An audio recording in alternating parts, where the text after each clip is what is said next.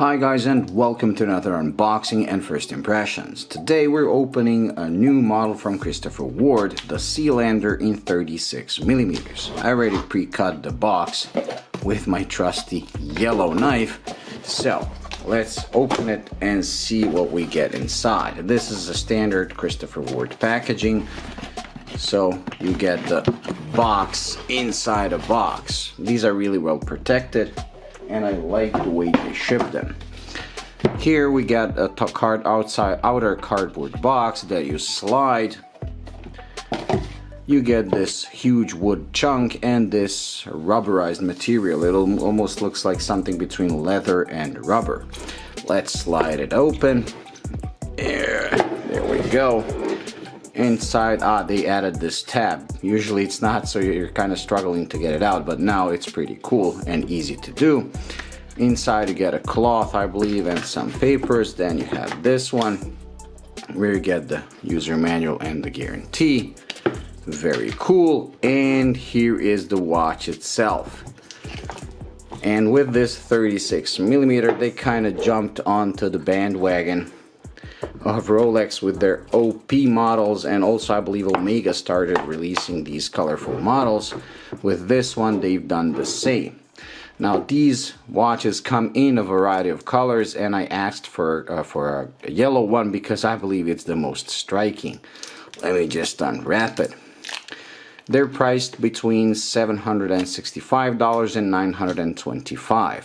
For $765 you get the watch on a brown leather strap like the Aquitaine and the C63 Sealander, the regular one, but you also get a matching leather strap that matches the dial color. For $925 you get this same color matched strap, but you also get it on a bracelet. Now if you're going for one of these, I would definitely choose the bracelet, because if the bracelet is anything like the C63, the regular 39mm one, it's an excellent and very comfortable bracelet. The case itself is the famous Lightcatcher case, so like on the 39mm watch, but this one is 36, so the lug-to-lug has also dropped to just under 46. They also kind of dropped the thickness, so it's 11 point something, because if it was like 12 or 12.5, the watch would probably look too chunky given the smaller diameter. The dial is really striking, and the markers and hands are like the ones we used to seeing on the 39mm Sealander, so it's pretty much the same, just the dial color has changed, and also the size, because now the bezel is thinner. And to be honest, this watch looks even better proportioned than the 39mm one. Very cool. Now this is just the unboxing and first impression, so I will be doing a full review with macro shots and everything, and my impressions after I wear the watch for some time. But let's try to put it on my wrist, and we'll do a Lume shot for this short unboxing. So let me just strap the watch on, but given the dimensions it should look pretty perfect on my 6.7-inch wrist. And I do like smaller watches. Most of my collection are vintage watches that are 35 or 36mm, with my Seiko 5 being 37. And look at it, on my 6.7-inch wrist it's pretty much perfect. The lug-to-lug is very short. The watch doesn't seem too thick, and because of this curvature it sits on the wrist even better. Very cool. And the color is very striking, while the legibility is excellent. It really goes with these silver markers with white lume on the yellow. They're really easily readable. Very nice. And the strap is quite comfortable. It's very soft and supple. It already shaped to my wrist. It's not as stiff as some leather straps that take time to break in. This one really doesn't. Okay, so now we'll just do a Lume shot and call it a day, because I want to start wearing this as soon as possible. The movement powering is the Sellita SW220 with the date function at 6 o'clock. So pretty cool, and you can actually see the movement through the exhibition case back.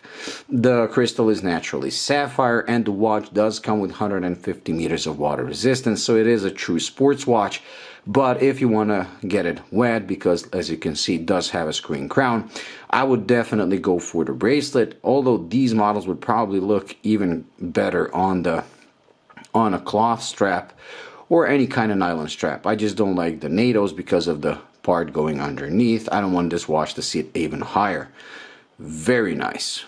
The case, as you can see, combination of brushed surfaces on the top and brushed surfaces on the sides, and then you have these polished bevels. So just the way I like it, because brushed finish in my experience, handle scratch is the best, so the polished sections are put to a minimum and they're not on the surface that they're going to be banging around. Very cool and very nice. The crystal is slightly proud of the bezel, and being sapphire, it's probably going to be scratch free for the rest of your life. Anyways, let's do the lume shot, and that's going to be it. Let's charge the watch for a couple of seconds, because as usual it has been traveling probably a week or two to get to me. There we go. Let the camera focus like so, and turn off the lights. The Lume used this Swiss Super Luminova. It glows blue and it's pretty strong. It's not as strong as the green Lume, but it's more than visible and more than adequate. I will be having it for the full review to tell you if it lasts all night long, but in my experience these blue Lumes, although they're not as initially bright as the green one, they do have their longevity, so you can actually see them throughout the night. I also like the fact that the hands really reach their designated markers, and these hands are one of the best that I've seen on any watch because of the difference between the polished sections and the brushed ones in the middle. I especially like the hour hand. They're also clearly distinguishable between each other and pretty original in design. I also do like the trident as the counterweight. Some people don't, they commented on my videos, but I personally love it. Anyways, another Christopher Ward that I'm sure is going to be a massive hit. Although, like I said, they took inspiration, they're trying to jump on the bandwagon of Rolex Oyster Perpetual, but given the fact you probably can't buy a Rolex Oyster Perpetual, this is a great alternative for not a lot of money with high quality components, and in my experience, Christopher Ward watches are really well made. Anyways, that's it. So thank you for watching. Make sure to check out the full review once it comes out. If you enjoyed this video, please like and subscribe, and I'll see you in the next one. Bye.